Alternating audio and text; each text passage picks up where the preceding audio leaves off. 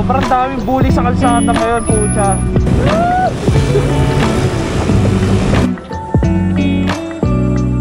Ito ang binayaran natin for the first service, 1,920.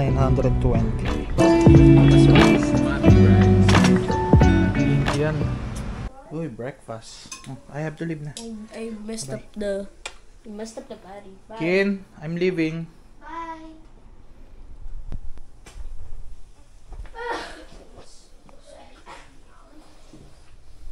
Hey, baby. Mama.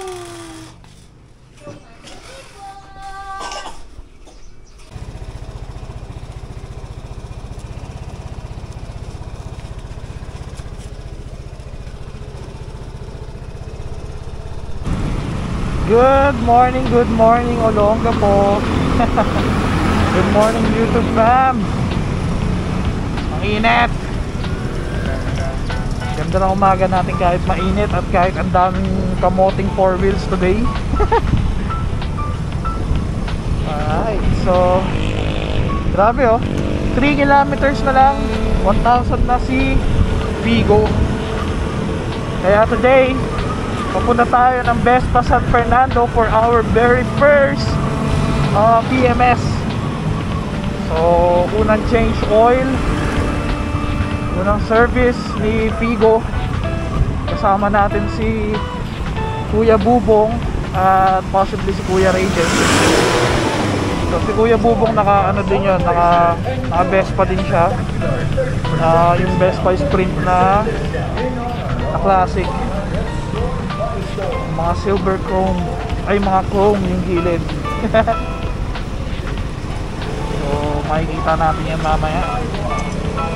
Nakaw, traffic. Medyo late na nga tayo guys, nakakaya. Nagpa-adjust tayo kay Kuya Bubong ng 10 minutes, but even that 10 minutes late pa din ako kasi 8 o'clock ang 8 o'clock ang call time na sila kuya. Ganda naman. Good morning. Sorry. Yeah, good morning. Naka-side stand ka pa. Ano, nakakonect na kayo? Kita ko yan. Ayan na. Sama natin si Kuya Bubong, Kuya Ray na nakapanareya siya today. Gamit niya yung bempa ni Kuya. Tapos si Kuya Gilbert. Oh my god, ayoko talaga pag part na to.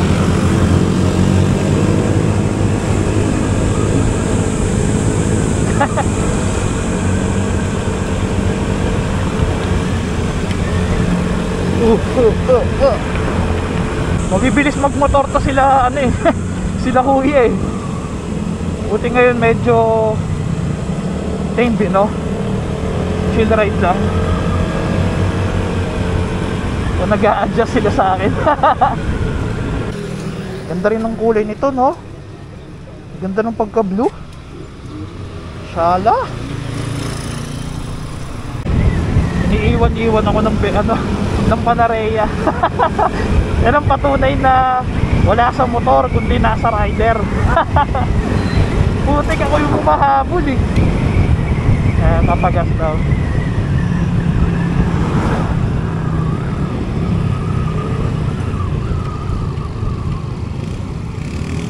Yeah.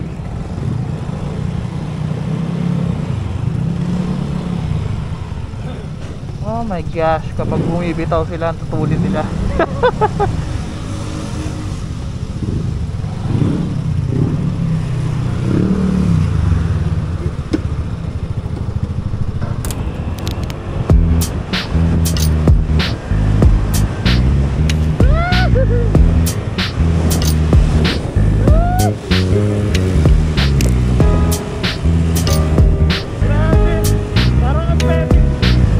Parang ang petiks na konserta kay Binenyo.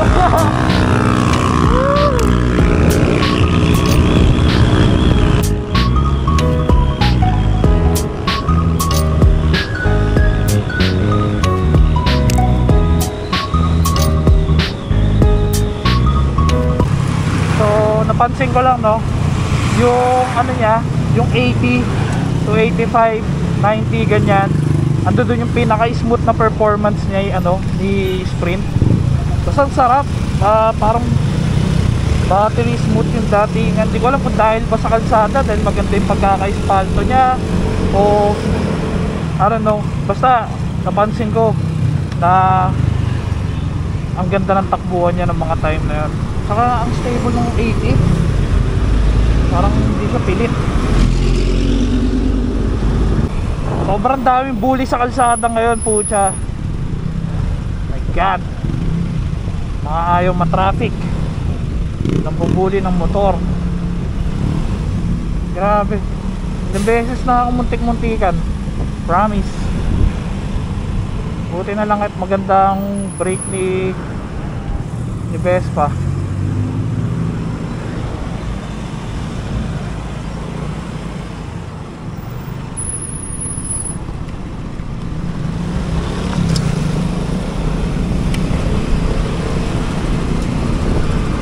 Sa wakas Laos drop. Oh my God, ang gruesome ng biyahe na yun. Parang ngayon lang ako nabully sa kalsada ng ganong kalala. Ayan, we have arrived. Dito na naman tayo. Here we go.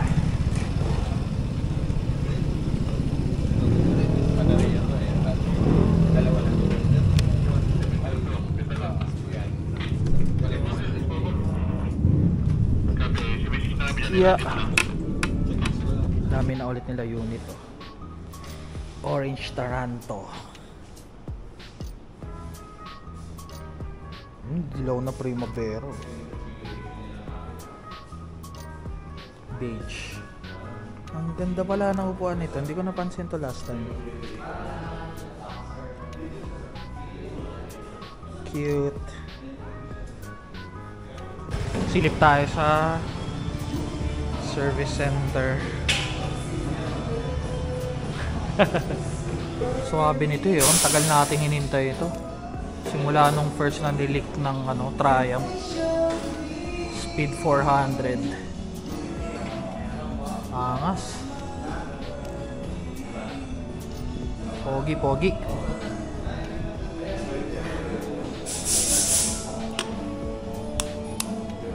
Ganda. Naka-Triumph ka na bigla-bigla sa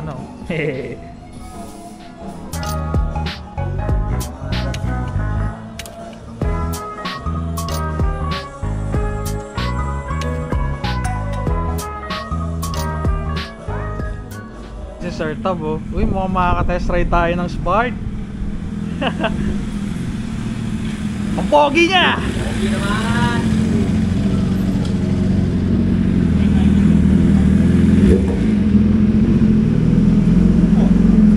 Kanino yan, Sir Tabs? Kanino husky yan sa'yo?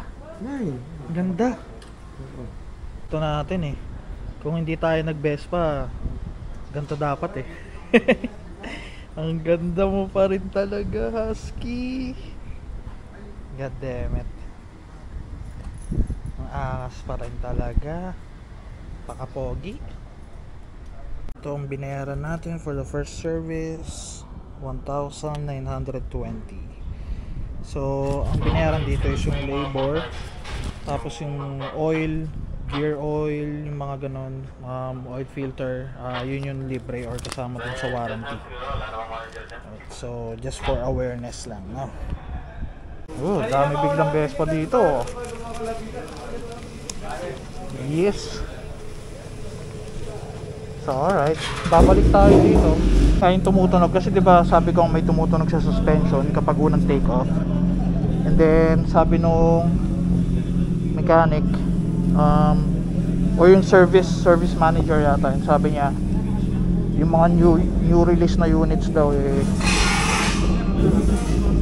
ay okay na.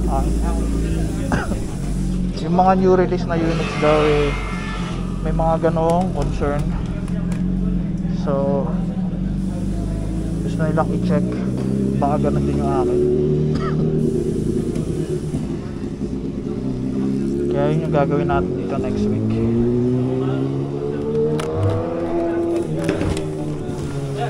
Madulas kuya? Paano?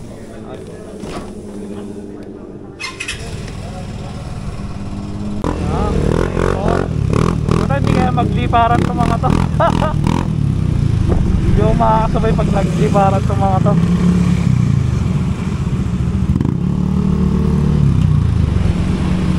Yun yung ano oh, speed 400 oh.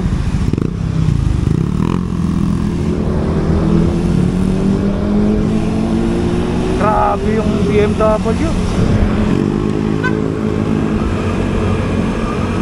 Talap ng tunog.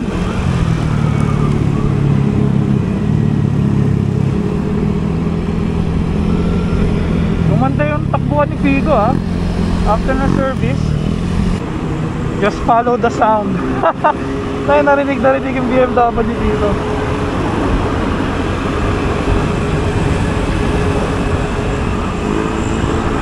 Ingat na. Bomba, bomba.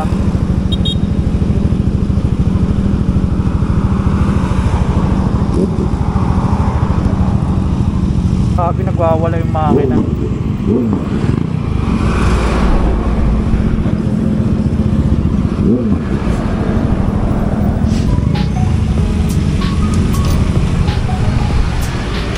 Yes, sa wakas makakapagpahinga na, makakapagkape.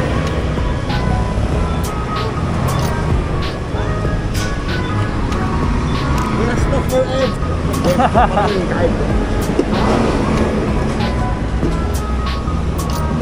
Coffee break, you know. Whew.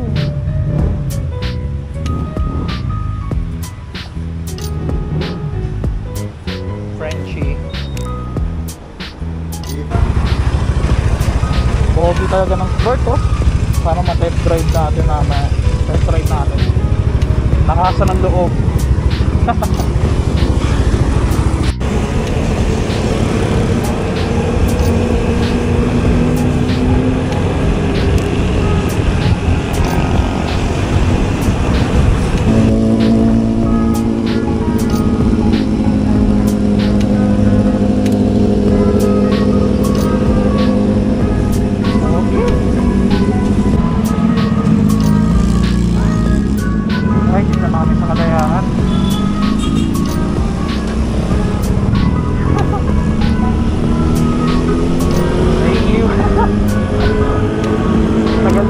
Naghintay. Napakawalan na si Sir Dutch oh. Kanina di siya makapagpabilis nung ako'y nasa harapan. Stupid.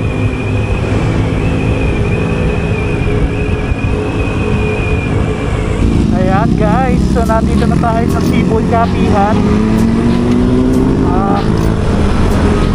Medyo mahaba-habang ride yun no. Well, end na natin yung vlog dito. Sobrang haba na nagawa ko. But again guys, thank you for watching. And if you're new to my channel, please do like and subscribe para updated kayo kapag may mga gala tayo. So right now, lunch break muna kami. See you guys. Bye.